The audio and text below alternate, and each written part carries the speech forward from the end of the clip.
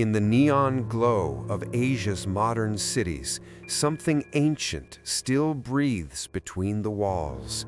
In the cracks of apartment towers, behind elevator mirrors, beneath linoleum floors, the forgotten are still watching. Welcome to Ghosts of Asia.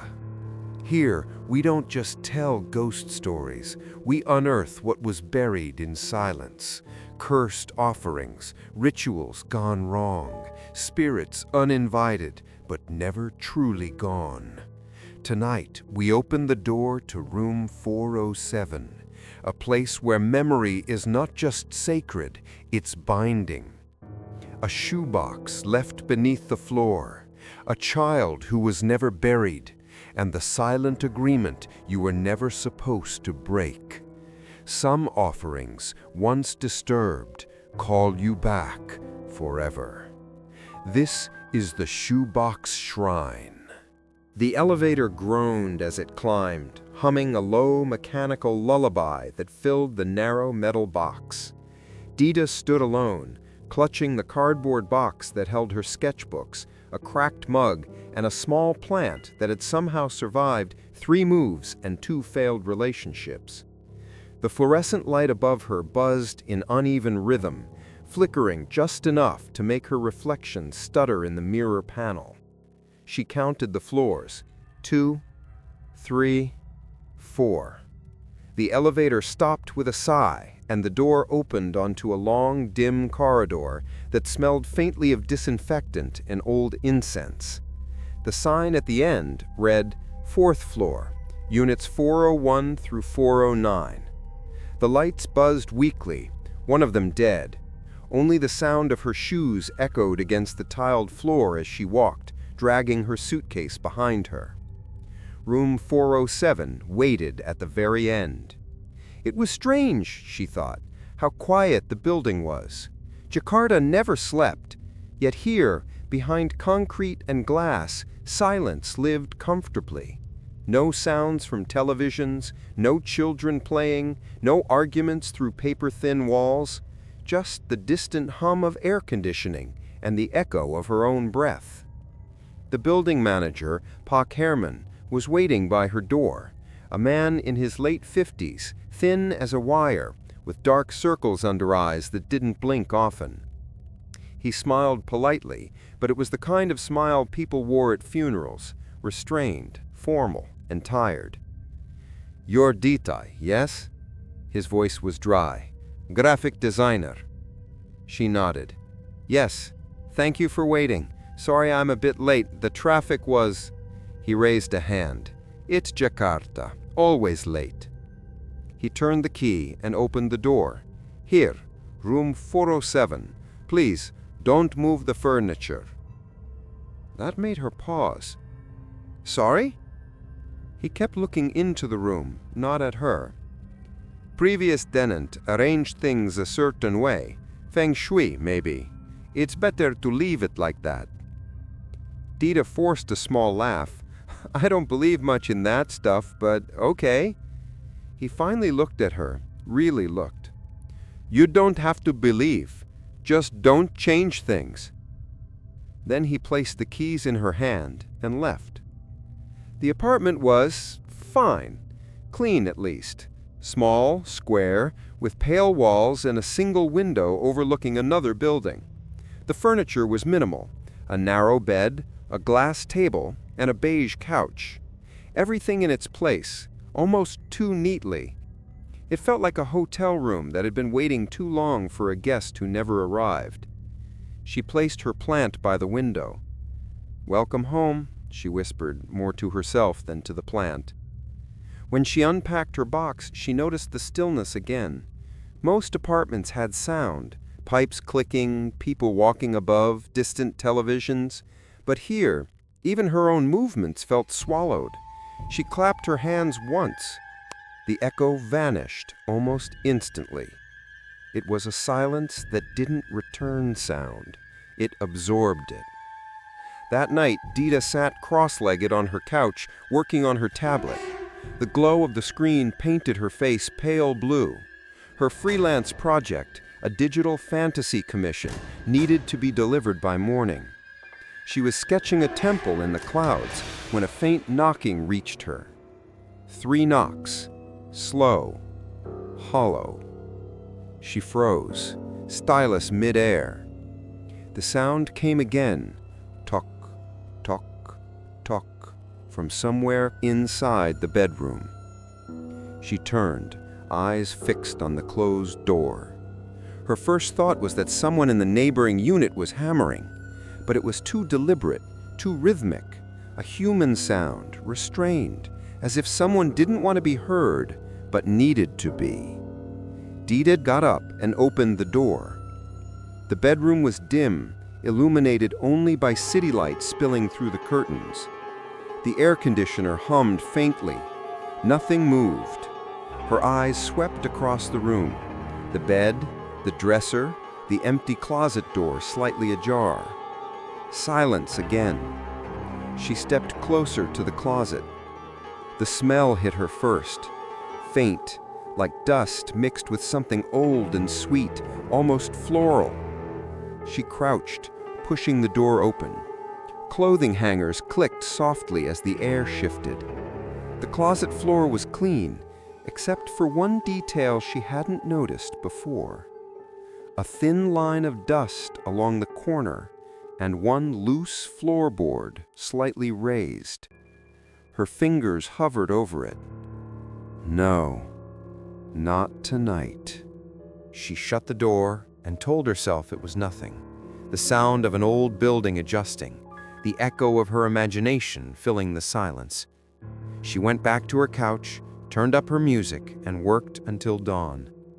The next day, Dita met her nearest neighbor, Ibu Sri, an older woman with graying hair tied into a bun and a soft, trembling voice. She lived in 408, directly across the hall. "Ah, new tenant," the woman asked when Dita smiled and introduced herself. "Room 407, yes?" Her smile faltered when she heard the number. "You're brave." Dita frowned. "Why? Did someone die there or something?" Ibu Sri chuckled nervously.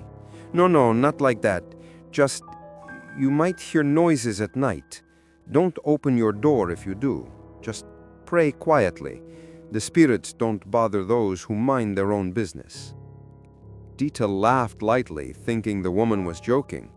But her laughter faded when she saw that Ibu Sri wasn't smiling.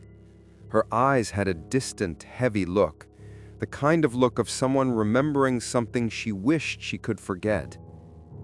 That night, it happened again. Tock, tock, tock. 3 knocks, same rhythm, same direction, the bedroom. This time, Dita didn't hesitate. She turned on her phone's flashlight and approached the closet. The door was closed, but the sound was coming from inside, faint but steady, like knuckles on wood. She gripped the handle and yanked it open. The knocking stopped instantly. The closet was empty, perfectly still. The smell of old incense drifted faintly. She crouched, shining the light across the floor, and there it was, that loose plank again, raised slightly as if something had pushed from underneath. Her throat went dry.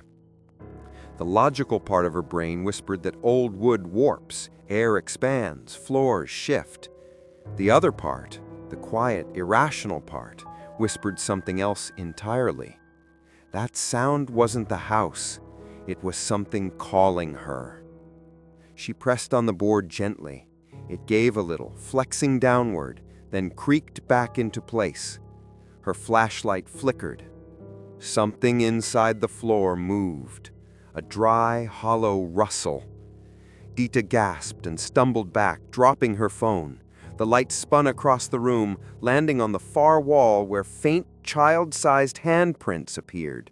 Gray, dusty, as if pressed from the inside out. Then, just as quickly, they were gone. She didn't sleep that night. Instead, she sat on her bed, knees drawn to her chest, watching the closet door. Hours passed. The city outside went quiet, And when dawn finally broke, the pale light made the room feel almost normal again. Almost. She told herself she'd call the building manager. Maybe he'd know what was under that floor. Maybe it was a wiring issue, or rats, or some kind of air vent. Something explainable, something human. When morning came, she walked down to the reception desk. But Pak Herman wasn't there. The security guard shrugged when she asked. "He doesn't stay long. Comes only when there's a problem." "What kind of problem?" Dita asked. The guard hesitated. 407 always changes tenants. People don't stay. Why not?" He didn't answer. Instead, he reached for a cigarette, lit it, and said quietly, "If you're here knocking, don't answer. It means someone still lives there." That afternoon, Dita returned to her apartment with a small toolkit she'd borrowed from a friend. She couldn't focus on work, couldn't sit still knowing something was beneath her floor. She locked the door, drew the curtains, and knelt beside the closet. The loose board looked innocent enough, a thin crack running through the pale wood. "Just check," she whispered to herself, heart pounding. She wedged the screwdriver beneath the edge and pried gently. The board lifted with a dry groan, releasing a puff of stale air that smelled faintly of burned paper and mold. Inside, the space was small, a narrow cavity no deeper than her forearm. She aimed the flashlight inside. And there it was. A shoebox, old and discolored, wrapped in faded red string. Ashes clung to its surface.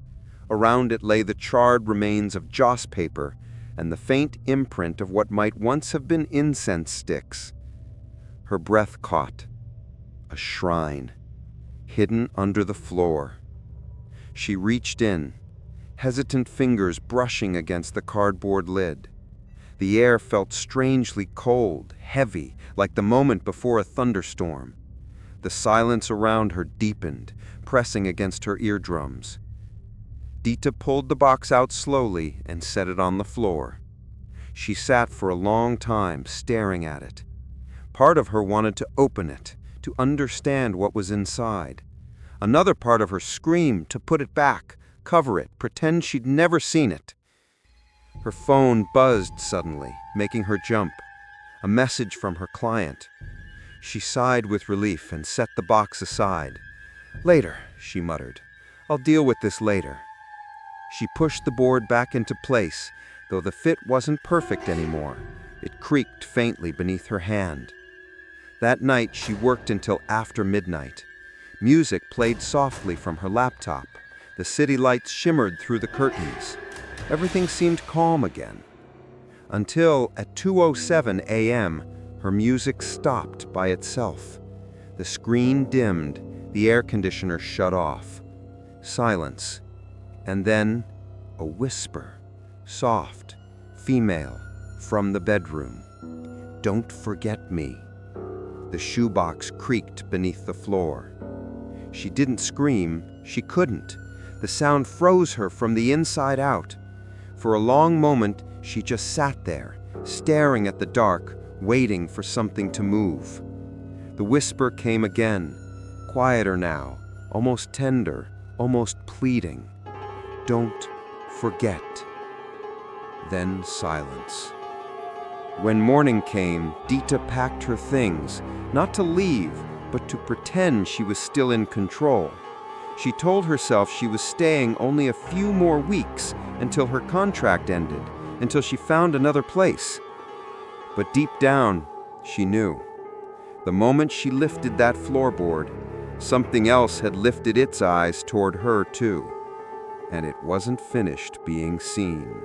The morning after the whisper, Dita sat at her table staring into her cold coffee.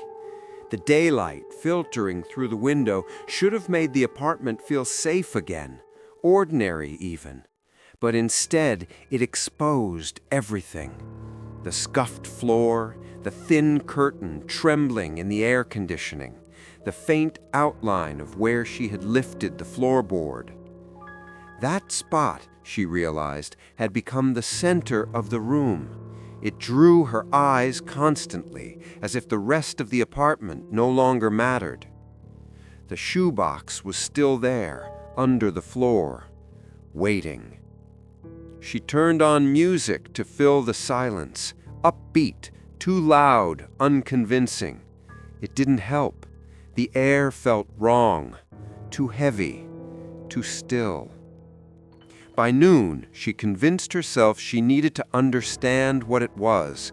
Curiosity was louder than fear now, or maybe fear had simply changed shape from panic into obsession. She took a knife from the kitchen drawer, knelt beside the closet, and pried up the same floorboard again. The smell came first, faint ash mixed with something damp and earthy. The shoebox was exactly as she left it, tied with its red string. But now, a single burn mark marred one corner, as if someone had pressed a hot stick against it overnight. Her throat tightened. She whispered, "Who are you?" No answer, only the low hum of the air conditioner.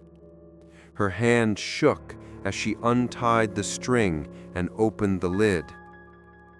Inside was a collection of small, heartbreakingly human objects. A single baby sock, yellowed with age. A half-burned joss paper effigy, the kind shaped like a little house. A black and white photograph of a young girl standing barefoot beside a potted plant, maybe 6 years old, her smile blurred as if she'd moved just as the picture was taken. And nestled beneath it all, a piece of incense, long spent, but still faintly fragrant, as though someone had lit it only days ago. It wasn't what she expected. Not bones, not blood, just grief packed neatly into a box. Dita placed the lid back gently. Her chest felt tight, not from fear this time, but from something sadder, something she didn't have words for. It was as if the room itself was still mourning. She slipped the box into a paper bag and decided to bring it downstairs. Maybe the manager knew who it belonged to. Maybe it had been part of some forgotten ritual left behind when tenants moved out. But when she reached the lobby, Pak Herman wasn't there again. The young guard was asleep at his desk.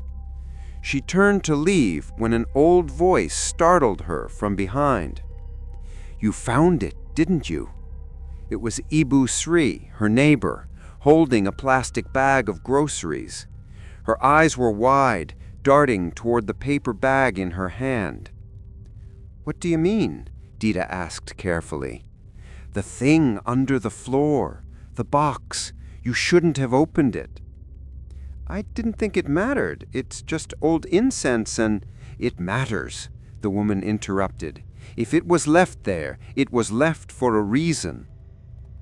She stepped closer, her voice trembling. "There used to be a family here. The father, he lost his daughter. A child, very young. She died in the floods many years ago. He didn't have money for a grave, so he made her a resting place of his own, a small shrine right there." "In the apartment?" Dita whispered. "In the floor." The woman looked around, lowering her voice even more. "When he moved away, he left it. He said she was peaceful as long as no one disturbed her. But people who touched it, they didn't stay long." Dita's pulse began to race. "You mean, what happened to them?" Ibu Sri shook her head. "They left, or maybe something else took them. I don't know. I don't ask." Then her tone softened. "If you want peace, don't throw it away. Leave it as it was. Burn incense if you can. Just don't act like it's yours." And with that, the old woman left, shuffling down the hall, leaving Dita standing in the humid air with the paper bag growing heavier in her hands. That night, she did what she was told. She placed the shoebox back under the floorboard, tied it again with the red string, and set a small bowl of rice and a stick of incense beside it. The flame wavered, thin and uncertain, before catching and glowing a deep orange. Smoke curled upward, painting faint spirals on the air. Didik knelt beside it and whispered, "I didn't mean to disturb you. I just didn't know." For a moment, nothing happened. Then the smoke shifted, not upward, but sideways, as though drawn toward her face. It brushed her cheek like a slow breath, soft and cold. A chill passed through her. But she didn't run. She bowed her head, pressed her palms together, and stayed there until the incense burned itself out. Sleep came late. She dreamed of water. Endless, dark, rising water. She was standing ankle-deep in it, inside the same apartment, though it was older, flooded, the walls stained green with mold. Something floated toward her, a child's sock, the same yellow one from the box, then another, then a small pale hand breaking the surface of the water. The voice came again, faint, sad. "Don't forget me." Dita gasped awake, drenched in sweat. The air in her room was freezing. When she turned her head toward the closet, she saw it, a small, wet footprint right in front of the door, and beside it, the faint trail of ash. In the morning, she went to the temple 2 streets away. The monk she met there, a kind man with a shaved head and tired eyes, listened quietly as she explained, carefully avoiding words like ghost or spirit. When she described the shoebox, his expression changed. "Did you burn incense without knowing the name?" he asked gently. Dita frowned. "What do you mean?" He sighed. "Every offering must carry a name. It's not the smoke that reaches them, it's the memory. Without a name, the smoke wanders, and so does the soul." Her stomach dropped. "So what happens now?" He hesitated before answering. "If you don't know the name, you must show respect anyway. Offer light, not fire. Speak gently. And don't leave the place empty." "Empty?" He nodded. "A shrine without devotion becomes a wound, and wounds attract things." That night, she did what she was told. She placed the shoebox back under the floorboard, tied it again with the red string, and set a small candle burning beside it just as the monk advised. She worked until midnight, trying to focus on her art, but her sketches kept changing on their own. A shadow appeared behind her drawn characters, small, childlike. When she erased it, it returned. This time, it had 2 hollow eyes. She closed the file and turned off the screen, heart pounding. In the reflection of her dark tablet, she thought she saw a face behind her. When she turned, the room was empty. The candle flame flickered violently. The air smelled faintly of river water and smoke.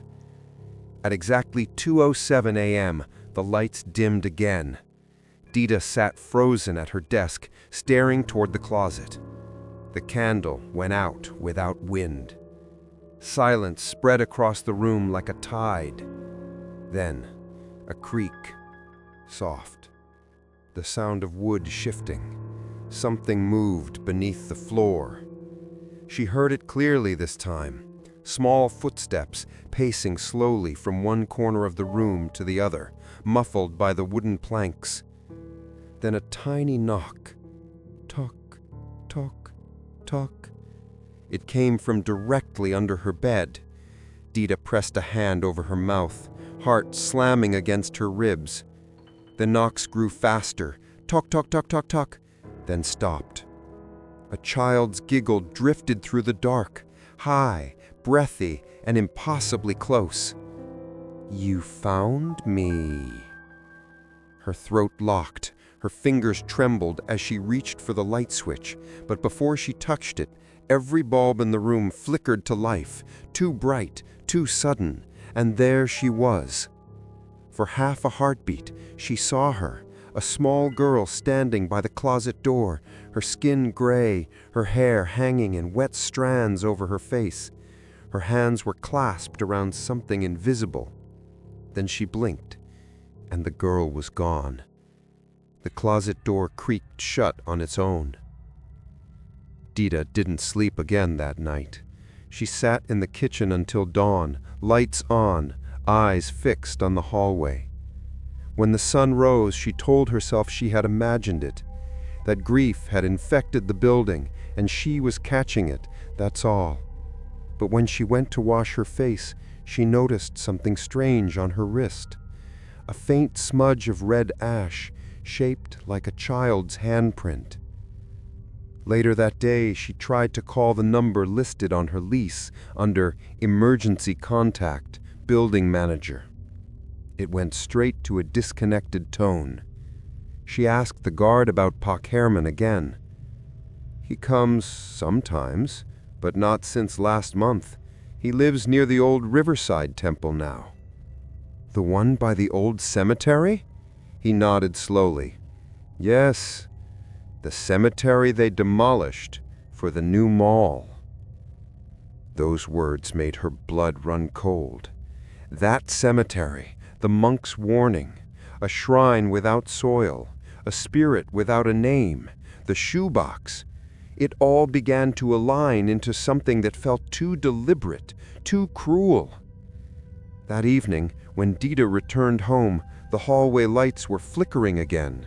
Someone, or something, had left a trail of wet footprints leading to her door. Small, round, child-sized. She wanted to run, leave everything behind.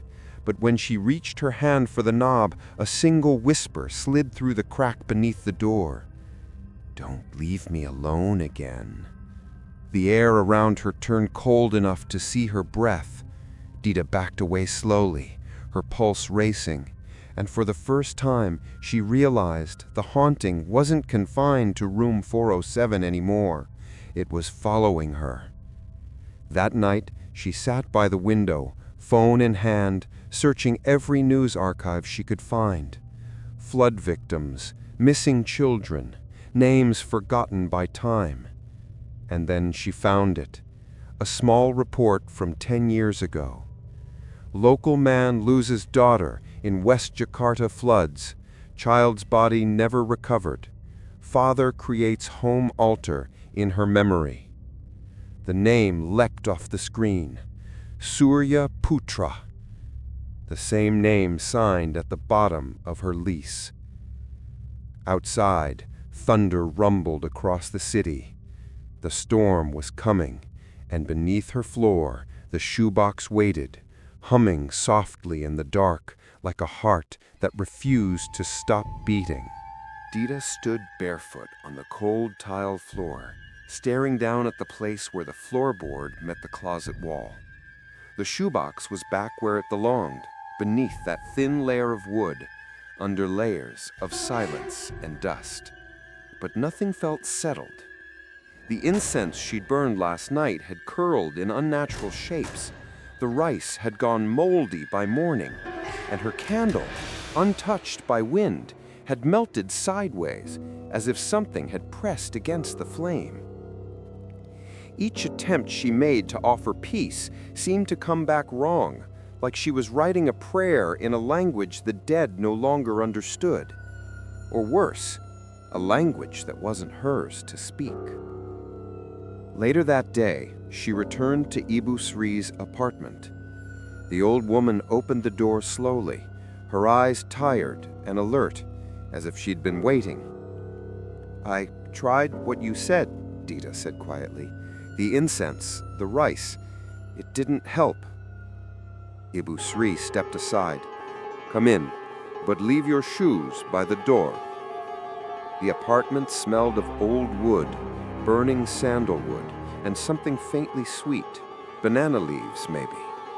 On the far wall sat a humble altar with marigolds, tea, and 3 joss sticks standing like guardians. Dita sat at the table, watching as Ibu Sri poured tea into small ceramic cups that trembled slightly in her shaking hands. "There's something you must understand," the old woman said without looking up. "Offerings aren't just gestures, they're contracts." "Contracts?" Dita frowned. Ibu Sri nodded. "If it wasn't you who called them, then you don't have the right to feed them. You are not the one she's bound to." Dita whispered, "But I found her. Isn't that enough?" "No," she said, firm now. "You broke the seal, but you are not her blood. You're not her kin. Her shrine was made by someone with a promise in their heart. You can't rewrite that just because you found her." Dita gripped her cup tighter, the tea untouched. "Then what do I do?" she said quietly. "Keep her calm. That is all you can do." That night, Dita lit incense again, but this time placed it outside the closet. She didn't speak. She didn't ask. She simply stood still until the smoke faded into the shadows. But when she turned to leave, her phone lit up on the desk.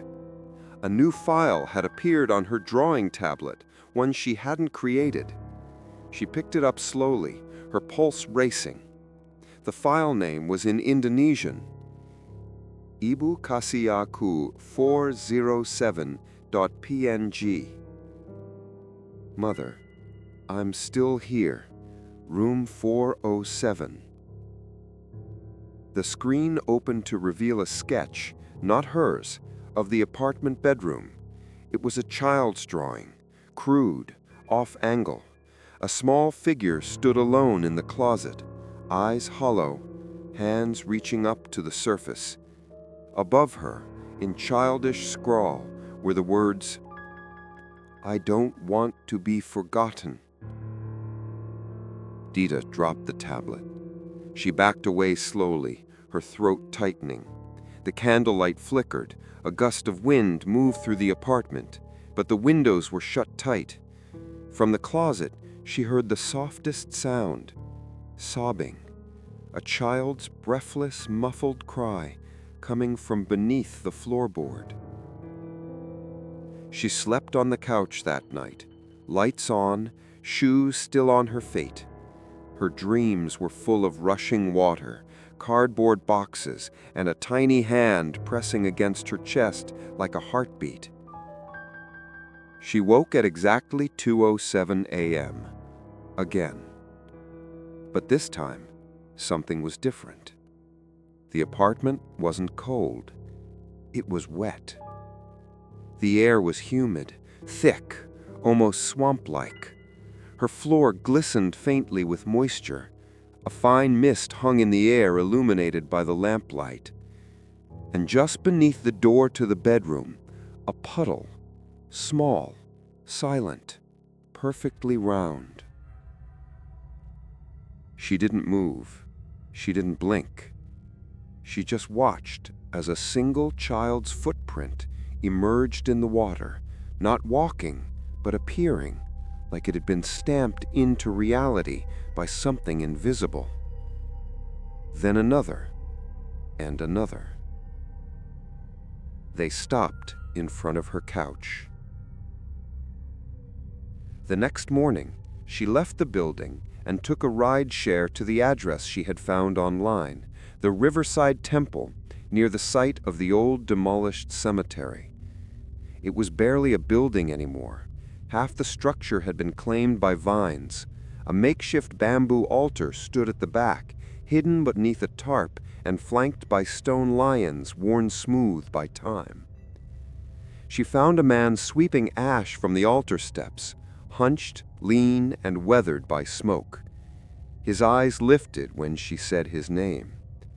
Pak Surya? He froze. "Who are you?" he asked cautiously. My name is Dita. I'm renting your old apartment. His face changed, paled. I'm in room 407. Silence. Then he nodded slowly. So, you heard her coo. Dita took a trembling breath. She's not at rest. I know, he said, almost a whisper. I tried. I really tried. He sat down on a stone bench, looking older than his years. Her name was Melati. She drowned during the floods when the river rose. I couldn't find her body. The current took her too far, and the cemetery, they wanted money for burial. I had nothing. His voice cracked. So I made a shrine. I thought if I gave her a place, even a small one, her soul would stay. But I left too soon. I broke the promise. She hasn't moved on, Dita said gently. He can't, he whispered. The river took her bones. The government took her grave. Now she clings to whatever she can. A box, a room, a name. He looked up at her, eyes wet with guilt. She remembers everything, even if we don't. That night, Dita did not sleep. She returned home and knelt beside the closet once more.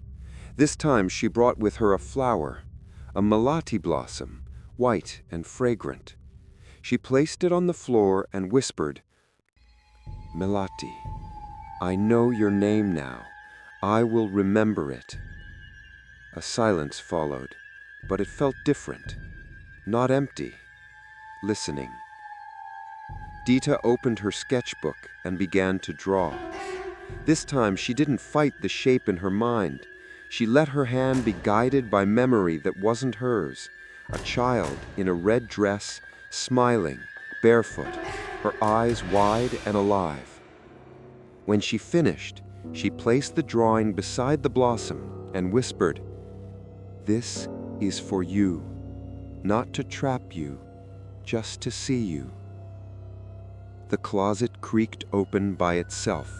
The shoebox trembled slightly, as if something had exhaled, and from inside, a whisper, not angry, not demanding, just tired. But as she turned off the lights and prepared to rest, her tablet buzzed again, a new file. No name this time. She opened it. It was a single line of text drawn in red across a blank page. You're not the only one feeding me now. And in the corner, almost too faint to see, room 409. Dita's breath caught in her throat. There were others. Someone else had begun to make offerings, not to honor, not to release, to use. And Melati wasn't just a memory anymore. She was becoming something else. Dita used to find comfort in her work. The moment her stylus touched the screen, the rest of the world would fade. Traffic noise, loneliness, even fear. Her art was a refuge, a place she controlled. But not anymore. Now the blank canvas on her screen felt like an open door, one she no longer fully closed. She sat at her desk late into the night, the soft hum of her laptop the only noise in the room. The shoebox shrine remained sealed beneath the closet floor, a candle flickering beside it, casting long shadows that danced across the walls. Dita was working on a client commission, a fantasy warrior, cloaked in feathers, standing on the edge of a cliff. The lines were clean, her shading tight. It was the first piece in days that had gone untouched, until she blinked, and something changed. She leaned closer to the screen. There, barely visible at first, was a small figure in the background, a silhouette of a girl standing barefoot in the mist, her head turned toward the warrior, her face blank, as if someone had added her when Dita wasn't looking. She didn't draw that. She zoomed in. The child's outline was soft, almost smudged, like a memory that wasn't hers. And there, inside the black of the eye sockets, was something Dita couldn't unsee. 2 tiny handprints, red, smudged, pressed like blood on glass. She sat back, breath caught in her throat. The image began to flicker. Her laptop screen glitched once, then again. Then, all at once, her entire folder of artwork began renaming itself.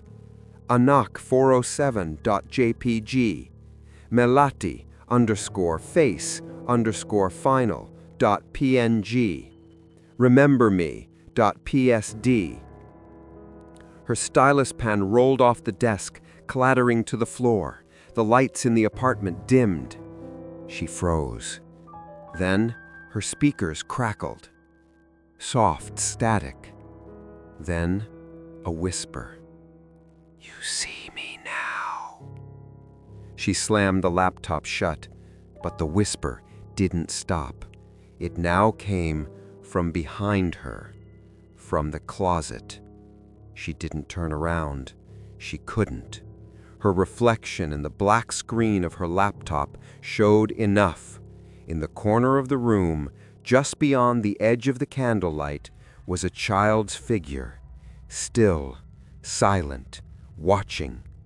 And on the floor, leading from the closet to her desk, wet footprints, small, perfect, and fresh.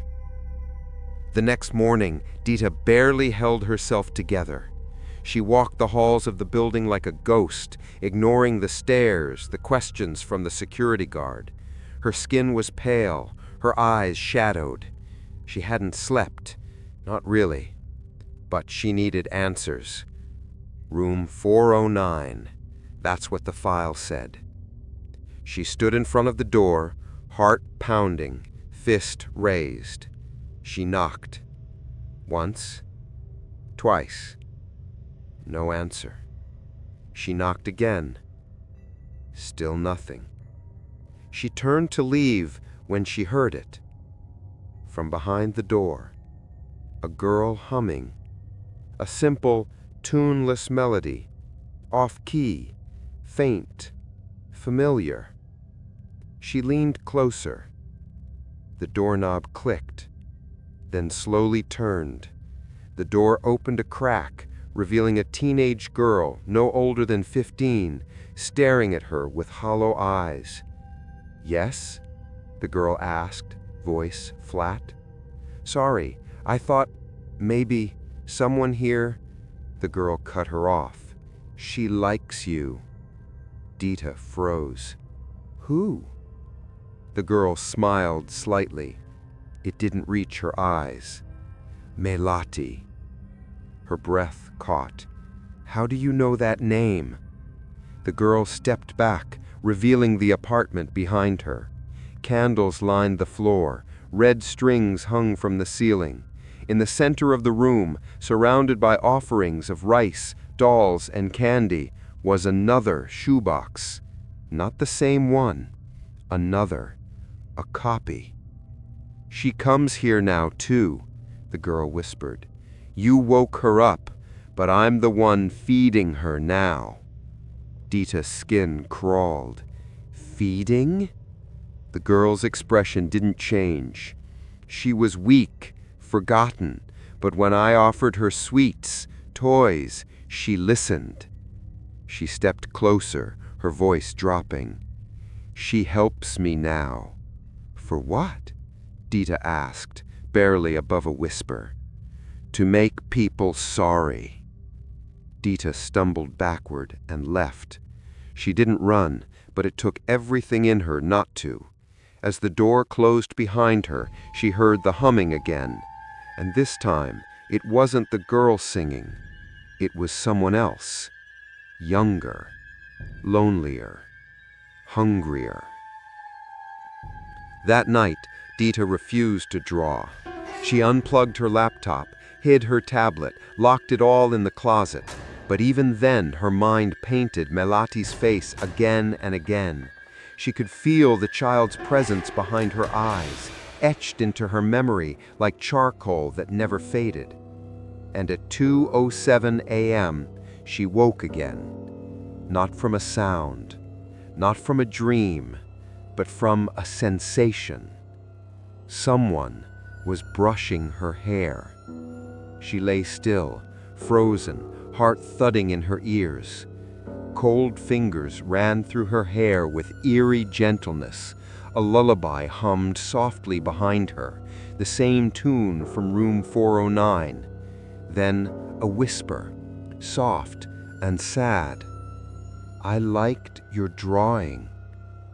When Dita finally turned, she was alone. But on her pillow, beside her head, was a single object. A yellow sock, still damp, still warm, folded neatly. She began researching spirit attachment the next day. Internet forums, old articles, message boards in Bahasa and Sundanese. She searched keywords, shoebox shrines, flood spirits, earnings turned evil. Most posts were nonsense, but one caught her attention. A forum from 2016, a man named Surya 407. He wrote, "When the offerings stop meaning something, she starts making her own rules. I gave her memory. Someone else gave her power. Now I don't know who she is anymore." The thread ended abruptly. No replies, no account activity after that. But Dita understood now. Melati wasn't just a ghost. She was a ritual gone wrong, a spirit fed with unspoken grief, then twisted by careless worship. She had once needed love. Now she needed attention. Dita returned home before dusk, afraid of what night would bring. The apartment felt different, lighter, almost inviting, until she stepped into the bedroom. There on her desk, her laptop was open. On the screen was her drawing app, and on the canvas, a perfect portrait of Melati, smiling with her arms outstretched. The brush strokes were hers, but she hadn't drawn it. Beneath the picture, a message in neat, childlike writing. "Draw me again, or I'll forget how to look like me." That night, she obeyed, because some ghosts didn't want to rest. They wanted to be remembered forever. And now Melati was using her hands to make that happen. The next morning, Dita stood under the shower, long after the water had turned cold.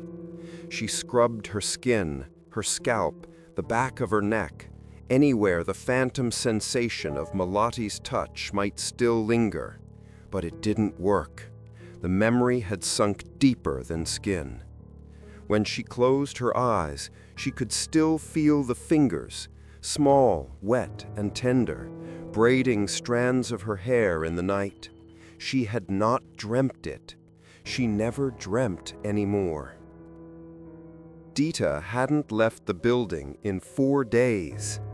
Every attempt to step outside had been met with some small interference, a blackout in the hallway, a key that wouldn't turn, a sudden nosebleed that stained her shirt before she could even lock the door. The apartment had grown possessive. But she knew this much. She had to find Surya Putra, the man who had once called Melati daughter, the man who had tried to bury her in a shoebox. She remembered the temple by the river. The first time she visited, he had only barely acknowledged her. This time, she came prepared. She brought the drawing, Not the haunted ones, not the glitchy, corrupted sketches Malati forced through her hand. No, this one was hers, a portrait, honest, soft, reverent, drawn from memory. Malati standing on the apartment balcony, barefoot, eyes wide with quiet sorrow. It was the only piece she'd made since the first night that hadn't bled. She hoped it still belonged to her. The temple had decayed further. The steps were crumbling, the altar covered with fallen leaves and forgotten offerings. A single incense stick stood upright in a pile of ash, unlit. And there he was, Surya, older than before, thinner, like grief had fed on his marrow. He was sweeping dust that would only return with the wind. When he saw her, he didn't smile, but his eyes locked onto the paper in her hand, and he knew. "She's still there," he whispered. Dita nodded. "She's not at peace." He took the drawing slowly, holding it as if it were glass. "She looks older." Dita blinked. "What?" Surya sat on the temple steps. This isn't how I drew her. She was 6 when she died. You've drawn her older." Dita looked again, and yes, Malati's face was longer, her posture more upright. She looked aware, present. "I didn't mean to," she murmured. "You didn't have to," he said softly. "She's growing because of you." He spoke then, not like a man recalling memories, but like someone who had rehearsed his confession for years, unsure if anyone would ever ask. "She drowned during the flood in Grogol. They told me I had to wait for the body to surface, but it never did. The river took her, just like that. No grave, no goodbye." His voice cracked. "I built the shrine so she wouldn't wander. I thought if I gave her something small, her sock, her doll, a photo, she would stay close, that she'd know I hadn't forgotten her." He looked at the altar. "But I got scared. I thought maybe I'd cursed her. Maybe the shrine wasn't holding her. Maybe it was binding her. So I left. I walked away." He turned to her. "But you opened the box." Dita nodded, guilt pressing into her chest like a stone. "I didn't know. I thought it was just forgotten." Surya's eyes filled with tears. "No, it was hidden, on purpose. That box was never meant to be found." Dita asked him what she had feared all along. "How do I put her to rest?" Surya said nothing for a long time. The wind stirred the prayer flags overhead. Finally he said, "You don't." Dita stared. "What?" "She's not waiting for peace anymore. She's not the same child. She's been shaped by absence, by fear, by neglect, by the people who fed her out of guilt or power or superstition." He shook his head. "Malati, she's not just a ghost. She's a memory that refuses to die. And memories, when you feed them too long," he looked at her, eyes hollow, "they turn into gods." Dita felt her stomach twist. Room 409, the teenage girl, the offerings of sweets and dolls, the whispers in the dark. It all made sense now. Malati wasn't haunting them out of sorrow. She was learning, adapting, becoming. Dita begged him, "Please tell me what to do. She speaks to me now. She touches me.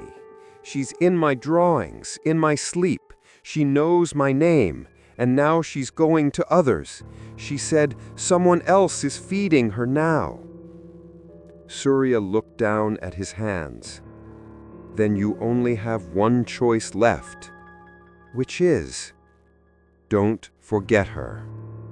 He met her gaze. Ever. That night, Dita returned to room 407 with the drawing still in her hands. She didn't go inside immediately. Instead, she sat outside the door and whispered a story into the quiet hallway. A story about a girl who used to live here, a girl with small feet, a soft voice, and a laugh that echoed even when she was gone. She told the walls what she knew, what she had seen, what she had heard. And when she finished, she placed the drawing by the doormat. Then she opened the door. The apartment had changed. Everything had shifted. The candles she'd lit were gone. The lights flickered. The smell of river water clung to the air. And on the desk, her drawing tablet was open again. A new file waited, already titled, You Remembered.png. She opened it. The portrait she had drawn by hand, Malati standing barefoot, her eyes filled with sorrow, had been redrawn. Now she was smiling, not wickedly, not hauntingly, but gratefully. Underneath, in careful, delicate script, Thank you for not letting me disappear. But the moment passed, the screen flickered, and the message faded, replaced with something else. But she doesn't want to be forgotten either.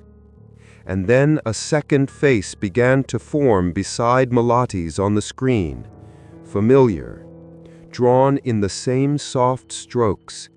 It was Dita, her own eyes, her own face, but hollowed out, pale.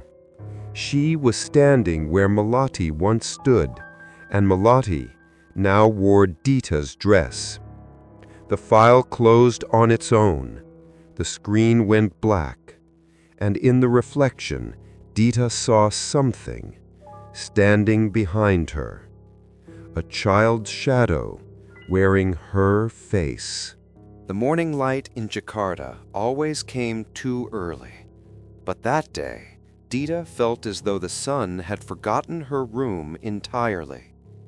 She sat at her desk with every window open, every curtain pulled back, letting the noise of the street pour in.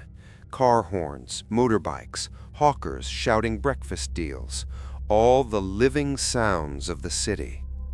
And yet, inside room 407, everything felt dead. The air was heavy, the light was weak, and her reflection in the window seemed to move just a half-second slower than she did. It had been 3 nights since the drawing changed, 3 nights since she saw Malati wearing her face. Dita had not touched her tablet since, but even in sleep she kept seeing the child. Not the playful, lonely ghost she first pitied, but something else now, something incomplete.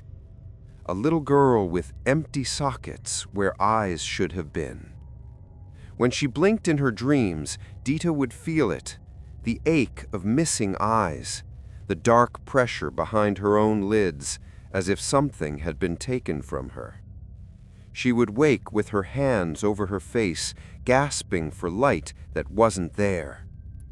By noon, she called the psychic, the same one Ibu Sri had mentioned weeks ago, the woman in Gruggle who could see the unburied. The psychic's voice on the phone was soft and strangely certain.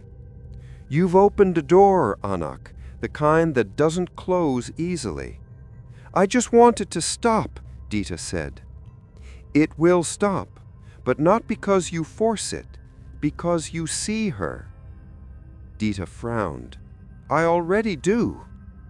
"No," the psychic said quietly. "You've only looked at her. You haven't seen her." The line went dead before Dita could ask what she meant. That night, she painted again, not digitally, but with her hands on real canvas, a way to feel control again, to keep her world tactile. But the brush wouldn't obey her. No matter what she tried to paint, an ocean, a window, even her own hand, the shape that emerged was always the same, a small girl standing in darkness with black streaks where eyes should have been. She tore the canvas. Paint splattered across her shirt, her hands, her cheeks. But when she turned away, she realized something terrifying. The mirror above her sink, which had always reflected the back of the room, now showed the child too, standing behind her. Dita froze. The child's face was half shadowed, half wet. Her lips parted slightly, as though she were about to speak, but no sound came out, only a faint hiss, like water bubbling beneath glass. She whispered, "Malati." The child tilted her head, and in the silence between them, Dita finally understood the horror. The girl wasn't blind. She was searching for her eyes. The closet door creaked open by itself. The floorboard lifted, slowly, as if the air beneath it were breathing. A sound filled the room, the soft, irregular rhythm of water dripping onto wood. Drip, drip, drip. Dita's pulse pounded. Something moved under the floor, small fingers scraping, pushing. She dropped to her knees and whispered shakily, "Tell me what you want." The child's voice came, so close, so small, that it might have been inside her head. "You see with what's not yours." Dita blinked hard, confusion flooding her mind. "What?" The child whispered again, "I can't see, because you do." And then, in a single violent motion, the floorboard cracked in half. Ash and incense poured out, followed by a rush of cold air that carried the faint scent of decay and jasmine. Inside the cavity was the shoebox shrine, but it wasn't intact anymore. It had been opened from the inside. The contents were scattered, the child's sock, the photograph, and beside them, a tiny, brittle pair of glass marbles. Eyes. Her eyes. Dita's hands trembled as she lifted one of the marbles. It was cloudy, faintly red in the center. The moment her skin touched it, a flood of sound filled the room. Whispers overlapping whispers, a chorus of names, prayers, and pleas. She dropped it instantly, and the noise stopped. But when she looked up, her own reflection in the mirror now was missing its eyes. Two dark sockets stared back at her, hollow and dripping black water. She screamed and stumbled back, clutching her face, but her eyes were still there. The reflection wasn't hers anymore. It blinked on its own, lagging behind her movements. Then it smiled. A child's voice echoed softly through the room. "Now you know what I see." Dita screamed and slammed her tablet shut. The screen cracked, the image vanished. But somewhere in the dark, something began whispering again. Faintly at first, then louder, louder still. A chorus. Children, hundreds of them, calling names that weren't hers, names that belonged to no one anymore. She fell to her knees, clutching her head as the whispers filled her skull like smoke, and in that blur of sound and terror, a single thought emerged, clear and certain. This wasn't just Malati. Room 407 had held others before her, others who had built shrines, others who had forgotten their own dead. The building wasn't haunted by a child. It was haunted by memory itself. When the rain stopped, silence returned. The lights flickered back on. Dita sat trembling in the middle of the room, covered in tears, ash, and paint. She crawled to the closet, lifted the broken floorboard, and whispered one last prayer. "Melati, I see you. I remember you. You can rest now." But the voice that answered wasn't Melati's anymore. It was older.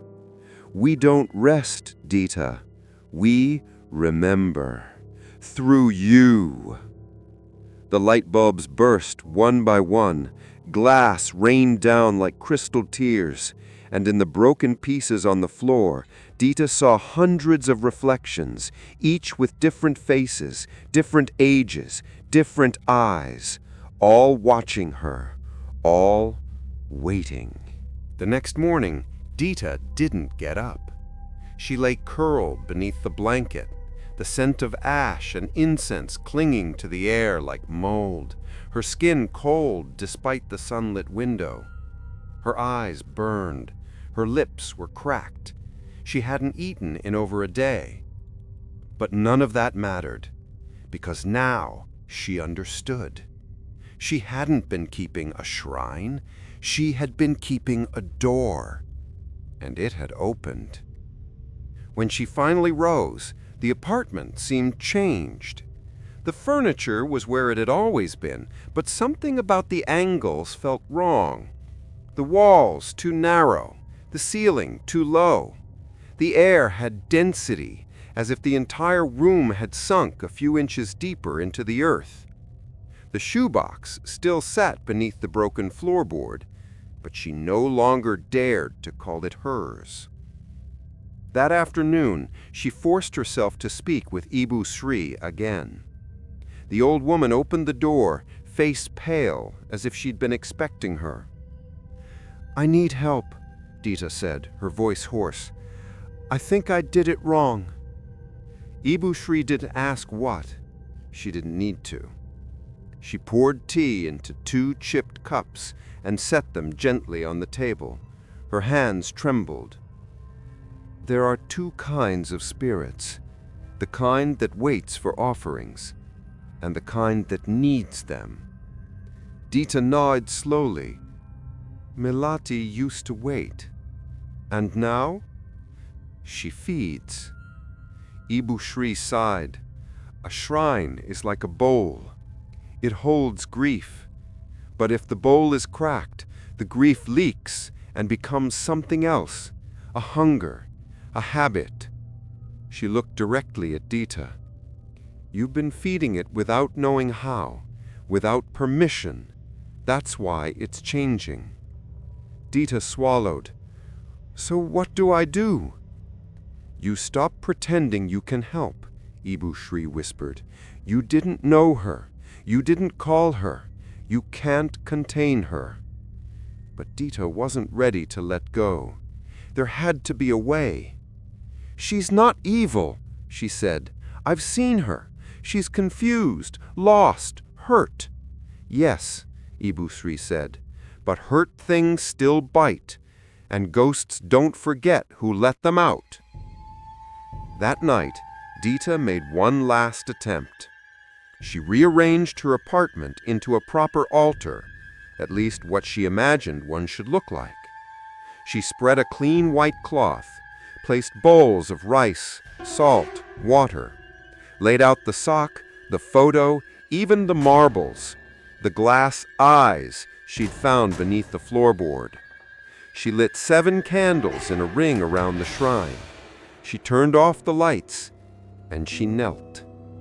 Hands together, eyes closed. She spoke aloud. "Melati, this is for you. Not to bind, not to use, just to see you, just to help you remember who you were." The flames flickered.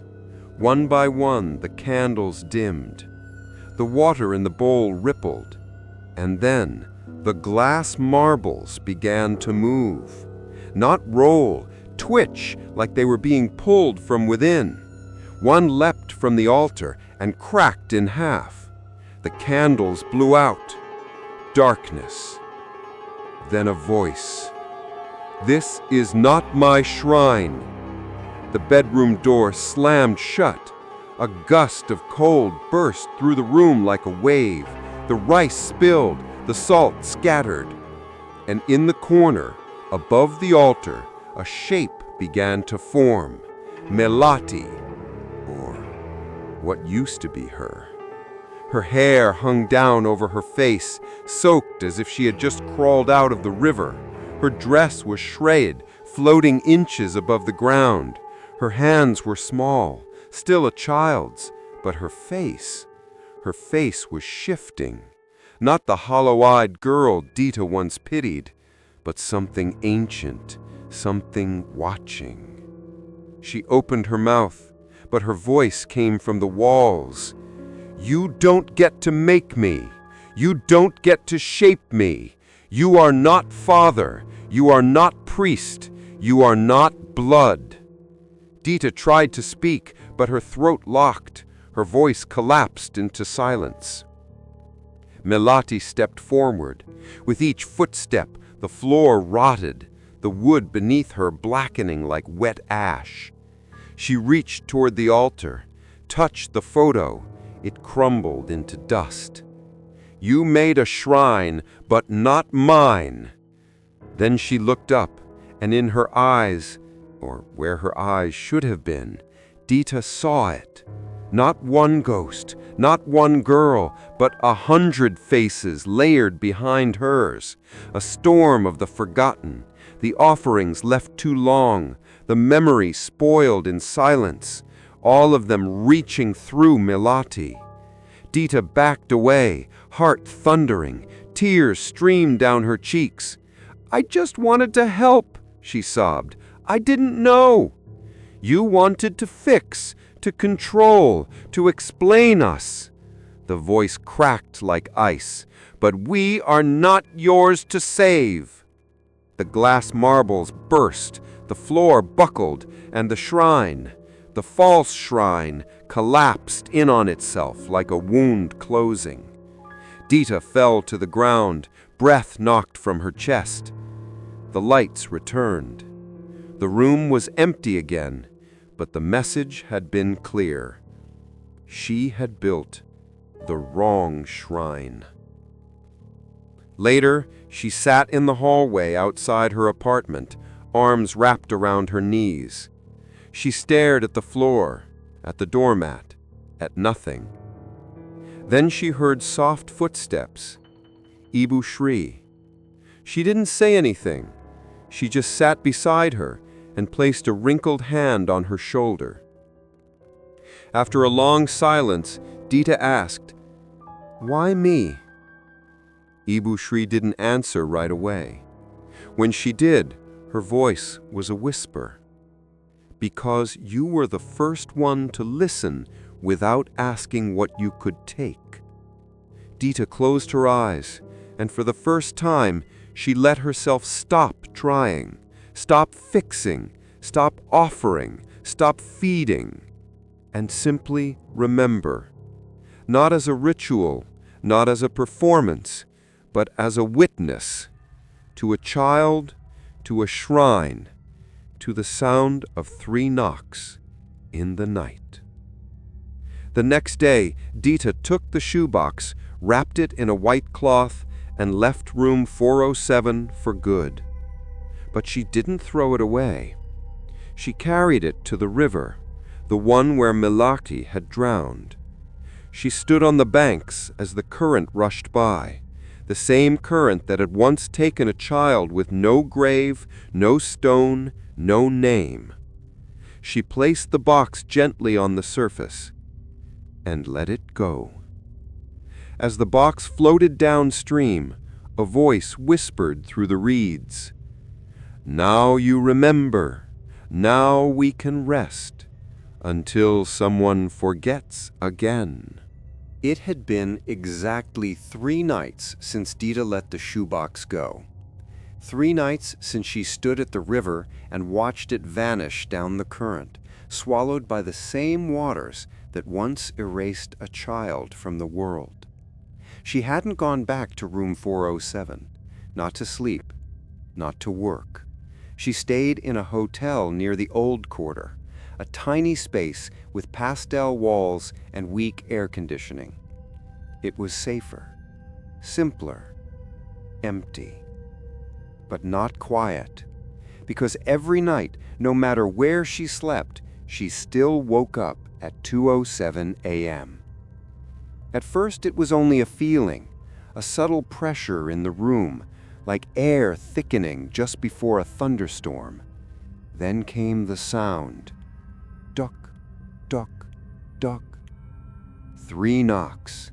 Always distant, but always inside whatever place she was.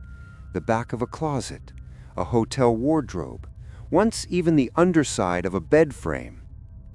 She had learned not to answer, not to speak, not to acknowledge. But the knocks kept coming, as if they were searching, as if something had lost her and was now retracing its steps. On the 4th night, Dita left her phone on record and set it on the nightstand. She didn't sleep, just lay still, waiting. The hotel room ticked with the slow rhythm of exhaustion. The ceiling fan spun lazily, and then, without warning, her screen lit up. 2:07 a.m. The knocks followed immediately. 3 of them. Then silence. Then a breath. Soft. Close. Followed by a child's voice. "You moved, but I still remember." Dita sat up, heart pounding. She turned toward the corner of the room where the shadows pooled unnaturally. The curtains fluttered, though the windows were shut. The mirror above the sink had fogged, and drawn into the condensation were 5 words. "This is not over yet." She didn't go back to sleep. She spent the entire day pacing, searching forums, reading old folklore. It didn't make sense. The shrine was gone. The box was gone. She had remembered the name, let go, released. So why was it still following her? That evening, Dita returned to the apartment complex, not to room 407, but to room 409. The teenage girl who once fed Melody had vanished. The door hung open. Inside, the unit was stripped bare. No candles, no dolls, no boxes. Only a smell remained. Ash and jasmine. On the far wall, written in childlike handwriting, someone had scrawled, "She doesn't need shrines anymore." Dita left, trembling. She walked the halls of the building slowly, listening. She heard televisions behind closed doors, showers running, arguments in hushed tones. Everything normal, until she passed room 407. The door was closed, but the peephole was black, covered or blocked from the inside. She pressed her ear to the wood. Silence. Then, without warning, the doorknob turned. Just a nudge, just enough to breathe. She ran. That night back at the hotel, Dita didn't record anything. She didn't light candles, didn't pray, didn't try to sleep. She sat in the center of the bed, waiting for 2:07. The hour came, the lights dimmed, the knocking began. But this time, it wasn't just 3 knocks, it was 12. Spaced apart, slow, each one like a heartbeat. Then a new sound. Footsteps, tiny, bare, wet, crossing the floorboards of a hotel room that didn't have floorboards. A voice followed, but not from a mouth, from her phone, though it was off. "You said you saw me. You said my name, but you looked away." The screen turned on by itself. Static. Then an image. A still photo of Dita, sleeping, taken from the foot of the bed. She grabbed the phone and threw it against the wall. It cracked. She grabbed her bag and left the hotel without checking out. By sunrise, Dita was back in front of room 407. She didn't knock. She didn't hesitate. She unlocked the door, walked inside, and everything was exactly where she left it. The broken floorboard, the faint outline of the altar, the smell of incense, long since gone cold. But there was something new, a child's drawing taped to the far wall, a stick figure standing in a box, a second figure outside it, and a single sentence written above. I made my own door. She stood frozen. Her fingers trembled. Her breath came shallow. Because she understood now. Malati had moved past the rituals, past the rules, past the old shrines and fragile bindings. She had become memory itself, and memory needed no invitation. It only needed repetition. 2:07 a.m., every night, everywhere, until the world remembered. Dita lit one final candle, placed it in the center of the room. She sat before it and whispered, "You don't belong in a box. You don't belong in a screen. But you don't belong in me either." She paused. "If I am to remember you, let it be the truth." The flame flickered.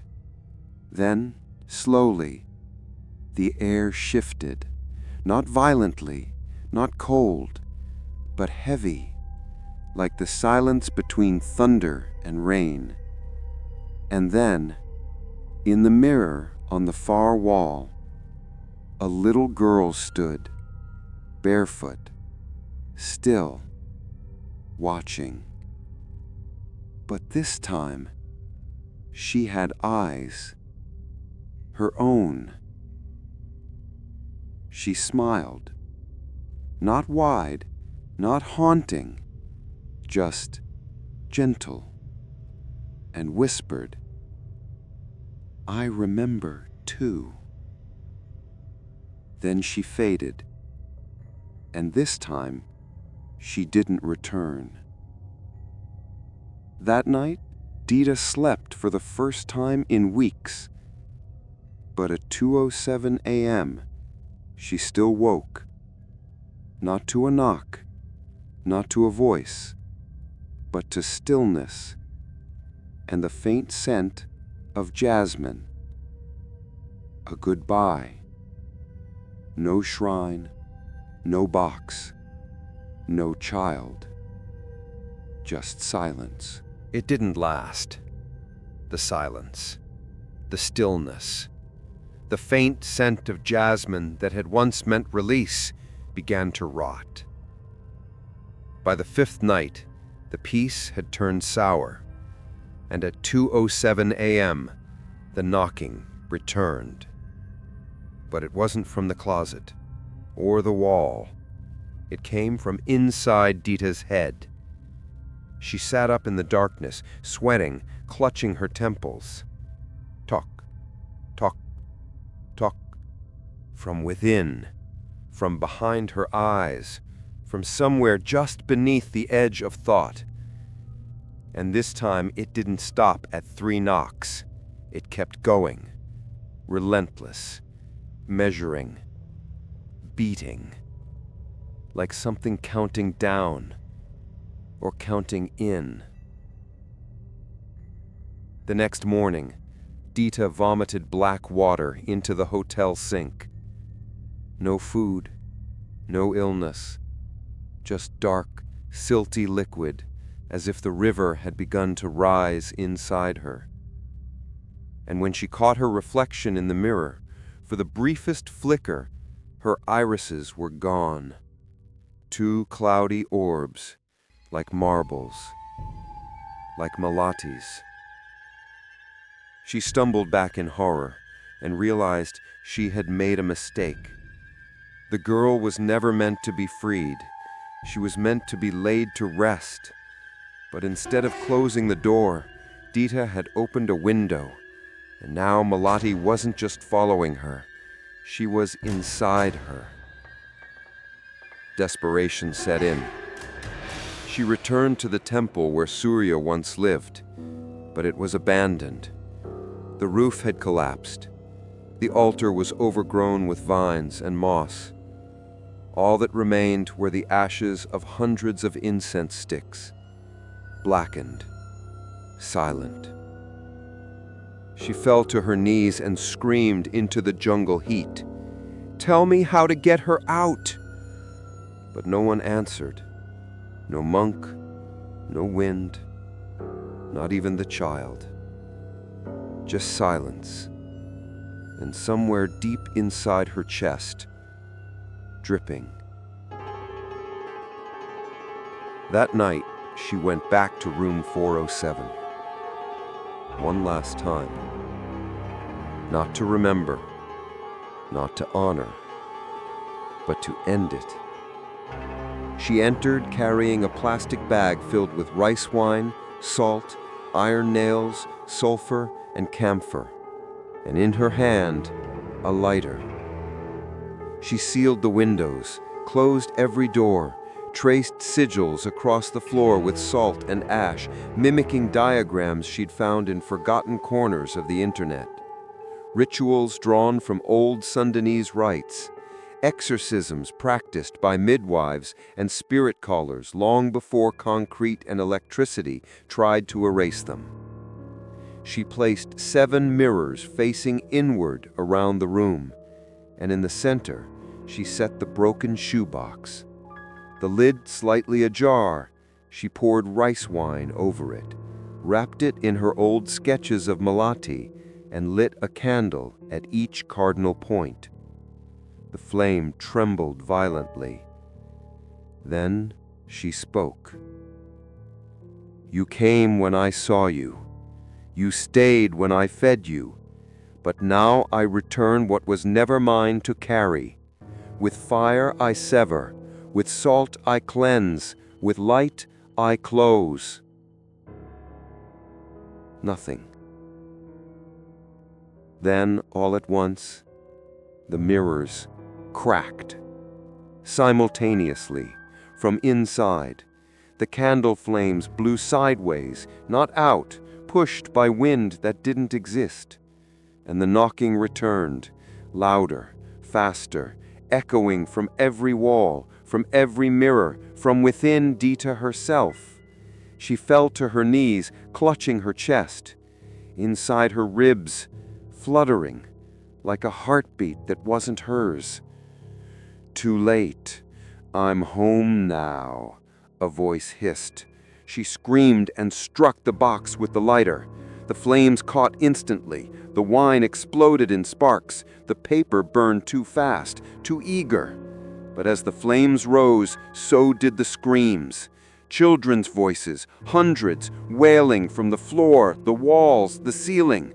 The mirrors reflected faces she didn't know, all with the same eyes, all with the same emptiness. One of them was hers.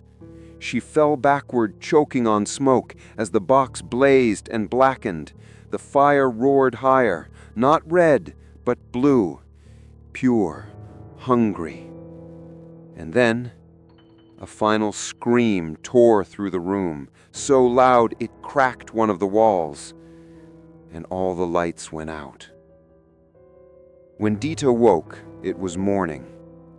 The room was scorched but intact. The floorboards had blackened into brittle ash. The shoebox was gone. So were the mirrors, shattered into dust, and carved into the wall where the flame had touched was a message burned into the paint. "You should have buried me." Dita didn't speak to anyone for days. She wandered the city in silence. No one looked at her twice. But she looked at everything. Everyone. Every child on the street, every shoebox in the garbage, every mirror in every cafe. And at 2:07 a.m., nothing happened. For the first time in weeks. She didn't sleep, but she rested. Until the 6th night, when her phone vibrated.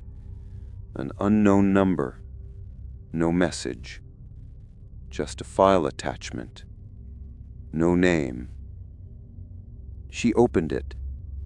It was a sketch, drawn in her own style, of herself, sleeping, and next to her bed, a little girl with white eyes, watching. And beneath the image, fire doesn't scare rivers. Dita closed the phone and whispered, "I know." The next morning, Dita stood at the edge of a parking structure. Beneath her feet lay polished concrete, freshly painted lines, and the mechanical whir of security gates. But 10 years ago, this had been a cemetery, the resting place of flood victims, of the forgotten, of Malati. Now, it was Lot B of a shopping mall. The local newspaper had reported it as a redevelopment project, a joint venture, approved by the city. Fast, quiet, no protests, no remains recovered. Just backhoes at dawn and bodies moved without names, or worse, left beneath the asphalt. Dita stood near the elevator, watching as families emerged with shopping bags. Teenagers took selfies in the glass. A mother scolded her son for dropping his soda. A girl clutched her stuffed rabbit and giggled into her phone. They walked above bones. They stepped over absence. They smiled inside a space that once held grief like water in a bowl. And no one noticed, except her. That evening, Dita returned to the apartment complex, not to stay, not to sleep, but to search. There was one more person who might know the truth, the building janitor, a man who'd worked there since before the renovations, always quiet, always sweeping. She found him on the basement level, pushing a broom through the empty corridor behind the generator room. "Excuse me, do you remember the cemetery that was here before?" He stopped sweeping, didn't look up, didn't blink, just said, "I never forget the smell." They sat on upturned crates, and slowly the man began to speak. He didn't give his name, didn't ask hers, but his voice was steady, old, and full of something more dangerous than fear: memory. They dug at night, always at night, said it was faster that way, no paperwork, no ceremony. He lit a cigarette with shaking fingers.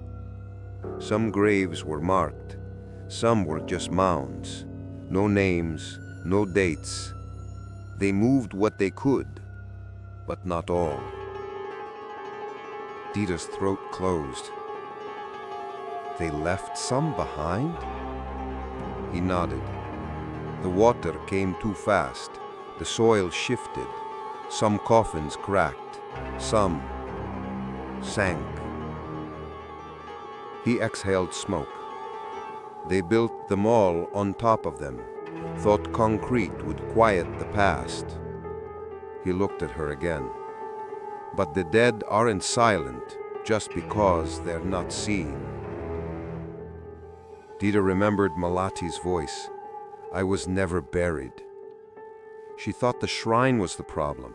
She thought the ghost lived in the box, but the box was only a placeholder. The haunting didn't begin with her opening the floorboard. It began when someone paved over a child's grave without saying her name. She asked the janitor if he remembered anyone by name. He shook his head. No names.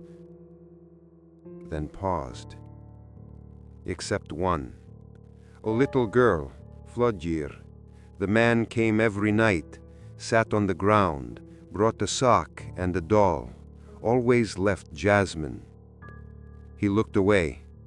Then he stopped coming, and the dreams started. What dreams? The janitor's lips tightened. She walks the hallways, but she's not looking for help. She's looking for her grave. She left him there, sweeping ash, whistling a tune she'd heard once before, in a closet, in a dream, at 2:07 a.m. That night, Dita didn't light any candles, didn't draw any circles, didn't build an altar. Instead, she filled a backpack with incense, marigolds, a handful of stones, a folded white cloth, and Malati's name, written on a small wooden tablet. She took a ride share to the mall, but she didn't go inside. She walked behind the building, found the service entrance, the drainage ditch, the concrete slope where rainwater pooled and bodies had once floated. She stood there beneath the flickering floodlight and whispered into the earth, Malati Putra, this is where you were taken. This is where they forgot. But I will not forget. Not tonight. Not again. She placed the stones in a circle, set the name tablet at the center, lit 3 sticks of incense, and sang. Not a chant, not a prayer, a lullaby, old, off-key, the one she heard in the mirror in room 409 on her screen. The wind rose, the flame dimmed, and something moved beneath her feet. Not shaking, not violent, just shifting. Like earth remembering what it once held. Like bones settling. Like breath returning to soil. She stayed until dawn. Didn't speak. Didn't cry. And when the sun rose, she blew out the incense and whispered, sleep now, where they wouldn't let you. And she walked away. That night, she slept. And at 2:07 a.m., the knocking did not come. No whispers, no drawings, no eyes in the mirror. Just the hush of her own breath and the silence of someone finally buried. But in the city below, on level B2 of the shopping mall, a child's laugh echoed in the parking lot. No one was there. No cars moved. But on one of the white lines, drawn in black charcoal, was a name. Malati. And underneath it, I remember now. But do you? Dita woke to silence. Not the stillness of peace, but something deeper, an absence. The kind of quiet that made your ears ring, as if the world had muted itself on purpose. She sat up in bed and realized something was wrong, very wrong. Her hotel room door was gone. She stared at the wall where it should have been, flat, featureless white, no hinges, no knob, no shadow, just wall.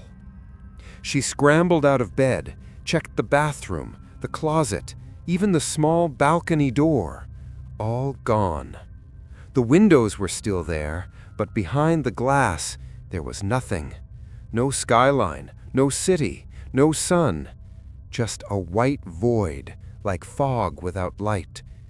She wasn't in Jakarta anymore. She was somewhere else. She pressed her hands against the wall, trying to find seams. Nothing. She screamed. No echo. Just the soft hum of air that wasn't moving. And then, a sound. Tap. Tap. Tap. Not knocking. Footsteps. Small. Bare. Deliberate. Growing louder. From behind the bathroom mirror. Dita backed away. Her heartbeat thundered. She reached for her phone. It wasn't on the nightstand. She turned to the bed and froze. Someone was already lying in it. A girl. Back turned. Black hair trailing off the side of the mattress like wet ribbon. Dita whispered, "Melati?" The girl didn't move, didn't breathe. Then, without turning, the girl spoke. But the voice wasn't a child's. It was hers, Dita's voice. "You remembered me, but you let me go. You thought that was enough." The figure sat up slowly, her face still unseen. "But some memories don't want to be buried." Then she turned. And it wasn't Melati. It was Dita, but not quite. Her skin was cracked like porcelain, eyes hollow, marbled white, mouth too wide. A version of herself, but emptied out, like something had worn her soul thin. Dita stumbled back. Her legs struck the desk. The fake Dita rose from the bed, moving with unnatural grace, like a puppet pulled by invisible strings. "You carried me too long. Now I carry you." The room darkened. The walls pulsed. The floor bent upward at the corners like the mouth of a closing trap. There were still no doors, no way out. Only her, and the voice behind her eyes. "This is the house you built. Every time you remembered without letting go." Dita fell to the floor, sobbing, "I tried to help." "You did, but help isn't freedom, and shrines aren't graves." She curled into herself. The false Dita stood over her now, smiling. "So now you'll stay, in this house with no doors, just like I did." Then a knock, real, from somewhere outside, sharp, urgent. Tuk, tuk, tuk. 3 knocks, then a voice, a real voice, familiar. "Ibu Shri." Dita gasped and looked up. A crack had formed in the wall. Light poured through it, warm and gold. The room shook. The false Dita began to scream, a terrible cracking wail like shattering bone and glass. Dita crawled toward the light. The voice came again. "Child, remember who you are, not what you carry." The crack widened. The false Dita lunged, but the moment her hand touched Dita's back, she vanished, turned to smoke, and Dita fell forward into the light. She woke on the floor of room 407, covered in sweat, the walls intact, the windows real, the door open. Ibu Shri knelt beside her, hands on her shoulders, whispering prayers. "You were almost taken," she said softly. "I thought it was over," Dita wept. "It will never be over," the old woman said. "Not for her, not for you." She helped her sit up. "But it doesn't have to trap you." That night, Dita cleaned the room, not as ritual, not as protection, but as surrender. She swept the ashes, opened the windows, and let the wind carry away the scent of fire and mold. and she packed her bags.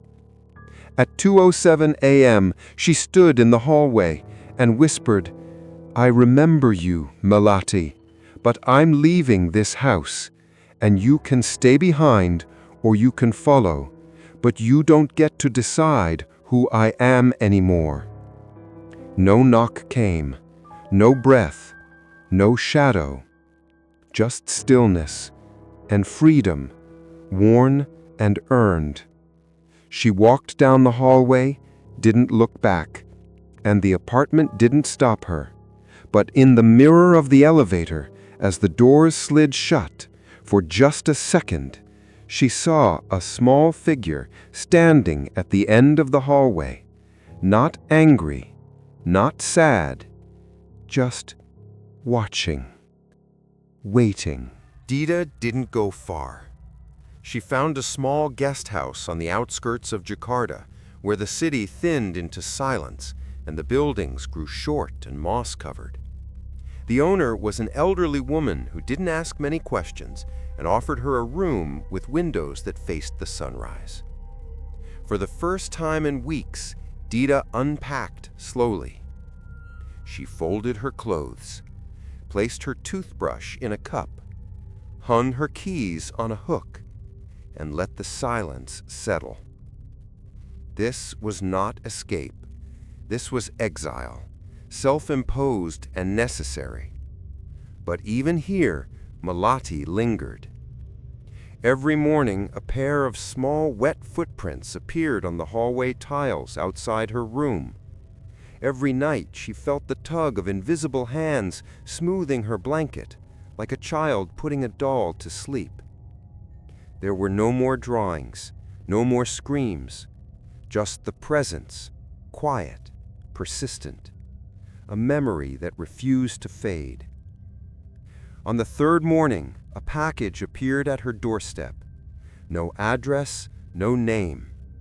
Inside, a cassette tape, old, dusty, labeled in faded pen, Melati, Lullaby Recording, 2013.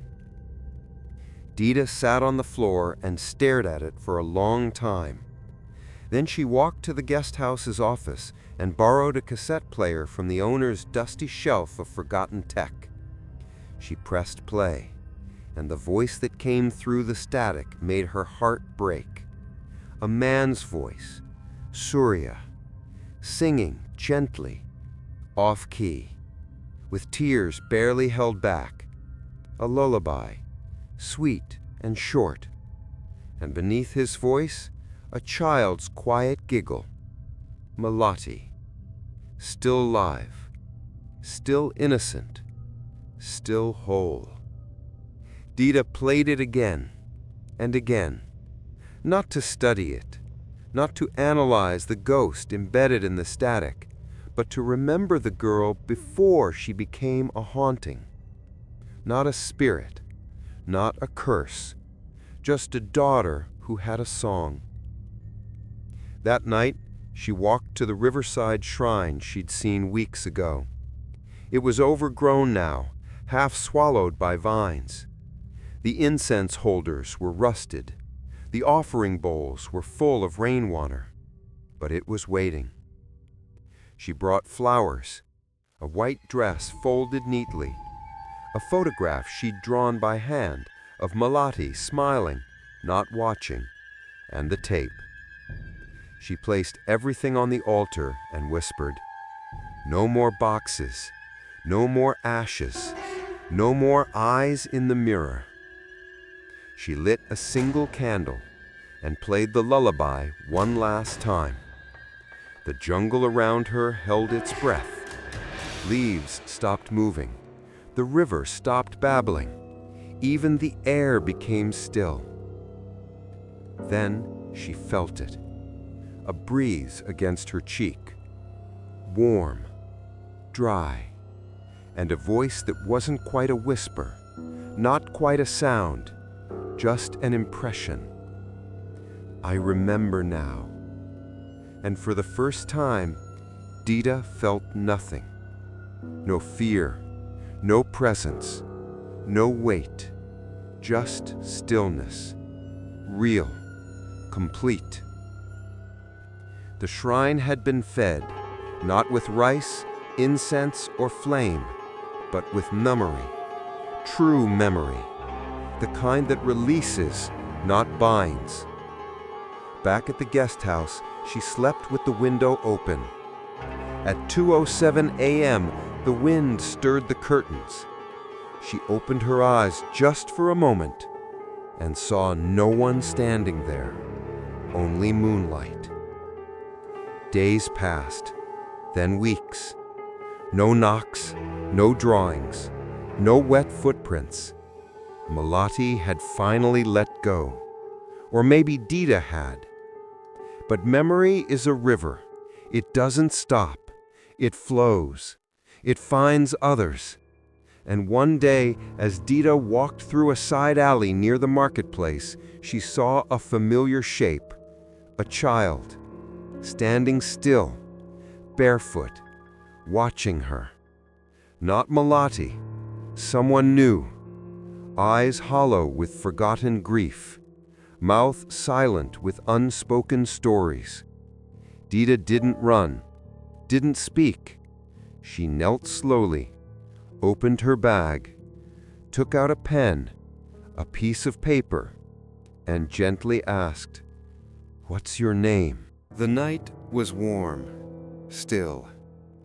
A rare hush had fallen over Jakarta, as if the entire city had stepped aside to let something older pass through. Dita walked barefoot down a narrow alley lined with cracked pavement and puddles reflecting fragments of moonlight. In her arms, she carried a wooden box, not the shoebox from room 407. This one was hand-carved, polished, purposeful. Inside it, the folded white dress, a name tablet etched with Malati Putra, a marigold chain, a piece of incense soaked in river water, and the cassette tape. All gathered over weeks of listening, remembering, witnessing. She had not summoned the ghost. She had prepared for her release. At the edge of the city, where the lights dimmed and the soil still remembered what it had once held, 3 figures waited. Ibu Sri, wrapped in a red shawl, eyes alert but gentle. A spirit midwife invited from a northern village, her face painted with ash and her fingers stained yellow with turmeric. And an old priest, quiet as the trees, with no name given and none asked. Together they would perform the rite, not to banish, not to bind, but to walk the spirit home.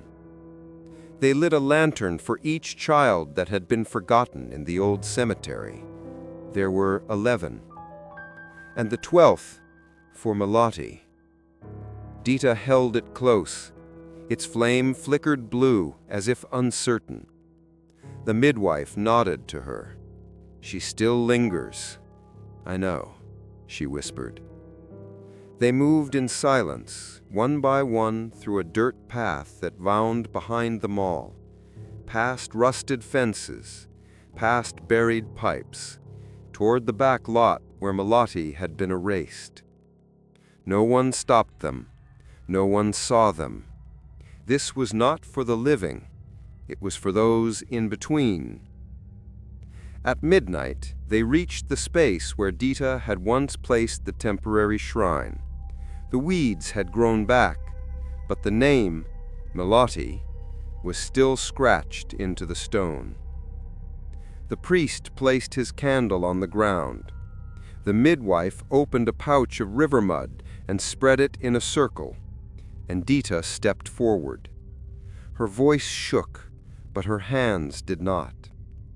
"I call not to banish, not to bind, but to return." She lit the incense, laid the dress across the stone, pressed her palm to the name. "You were lost, forgotten, unspoken, but not unloved." The air trembled. The wind began to swirl low and slow. and the blue flame in her lantern danced upward, becoming a thread, thin, shimmering. It floated into the air. And then, from behind the banyan trees, they came, a procession of children, barefoot, silent, dressed in burial whites dirtied by time. Their eyes were closed, their faces calm. Each held a candle, each stepped in time with the wind. No sound, no wail, just the soft rhythm of memory returning to soil. Dita couldn't breathe. She didn't cry. She simply knelt and watched as the last child emerged, Melati. She looked just as Dita remembered her, small, sad-eyed. But now something had changed.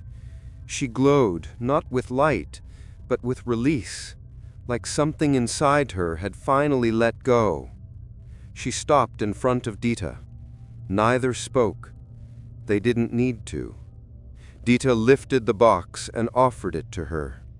Melati reached out, touched the lid, then slowly placed her hand on Dita's cheek. The warmth was real. So was the goodbye. Then she turned and walked into the procession. The midwife began to chant, low, melodic, a lullaby wrapped in language older than fire. The priest struck a bell, and one by one the children began to vanish. Not vanish as in disappear, vanish as in arrive, returned to something beyond this, to where names are held, to where memory is rest, not a haunting, but a home. Dita stood alone as the final lantern faded, and in the silence that followed, a single white feather drifted to the ground. She picked it up and held it to her chest, a reminder that some ghosts do not leave in screams. They leave in procession, carried by those who remember. She walked home just before dawn, no phone in hand, no camera, no proof. But she didn't need it. Melati was gone, and Dita had learned something deeper than rituals or salt or fire. Feeding the forgotten doesn't mean holding them. It means letting them leave full. 6 months later, someone new moved into room 407. A young couple, smiling, chatty, unaware. They liked the large window, the quiet, the rent. No one told them about the floorboard. No one mentioned the girl. And Dita didn't stop them. She wasn't there. She lived now on the other side of the city, in a high-ceiling studio that smelled of paint and paper and open windows. No spirits, no knocking, no boxes, just art and silence she had made peace with. Sometimes at night, she thought she heard footsteps, faint, outside her door. But she didn't check, because sometimes a memory only lingers if you open the door, and Dita had learned how to leave some doors closed. Still, she hadn't forgotten. She never would. She kept a sketchbook filled with only one thing: portraits of the forgotten, children without names, shrines half-finished, altars eaten by time. She filled each page with care, not to trap, not to feed, but to witness, so that somewhere, in the thinnest spaces between the living and the dead, someone remembered them. But room 407 had a memory of its own. One rainy evening, the young couple returned home late. The apartment was dim. Their hallway light flickered. They laughed it off. Something about the wiring, old building. They opened the door. Everything was fine, except one thing. The floorboard in the closet was raised, just slightly, barely noticeable. The woman noticed it first, knelt down, pressed on it. It gave a little, creaked. She called to her partner, "Hey, there's something under here." He joined her. Together they lifted the board. Inside was only one item, a single wooden name tablet, darkened with age, carved with care, Malati Putra. They stared at it, frowned, exchanged uncertain looks. "Should we throw it away?" She shrugged. "Maybe leave it for now, just in case?" He agreed. They slid the floorboard back into place. Forgot about it. Mostly. That night, at 2:07 a.m., the woman stirred. She sat up in bed. Listened. Nothing. She smiled, reassured. Just her imagination. But in the closet, beneath the old floorboard, a voice as soft as dust whispered, "I'm still here." And in the far corner of the room, in the grain of the wood, if you looked long enough, if you squinted just right, you might see a smudge in the shape of a small, barefoot print, still wet, still waiting.